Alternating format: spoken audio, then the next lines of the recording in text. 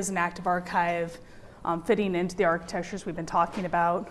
And what we really find from an alliance perspective is people still don't really know, okay, I get kind of the concept, it saves me money, I can move the right data, the right storage tier, but really how do I do that? You know, I hear what CERN is doing, but they wrote an application over 20 years. I can't do that. What can I do to implement it in my own environment? That kind of thing is really what the Active Archive Alliance was founded to do.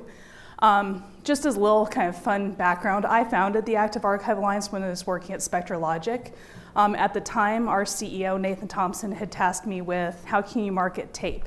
So we went home and thought about it for a while, and one of the things that we realized was a big issue at the time was customers liked the attributes of tape, the economics of tape. Customers weren't really familiar with the idea of how you could use tape like a disk array. So we initially pulled together different companies who have the technologies that make that possible.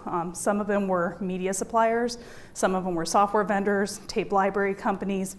And we each had individual components of an active archive, but what we got together to do was to help end users understand how you can take from SGI at the time, DMF, and a Spectra tape library and a Fuji tape, for example, and put it into a system that looked like a big disk array. It just happened to be tape, and it talked standard network protocols instead of bizarre, scuzzy stuff. There's only a handful of us developing product in this market anymore, and yet it's one of the most critical and strategic technologies being used in the data center with unstructured data growth, ransomware, long-term retention of data, all those different things. It's really strategic. So while we do compete, we also have to figure out how do we keep the technology vibrant, alive, available, to our end users. And that's really what the Active Archive Alliance was about. Today, the members, and these change year by year, just kind of depending on, you know, who has a little bit of extra marketing funds. We're a nonprofit alliance, so you know, it's funded by these vendors for us to be able to do the work that we do.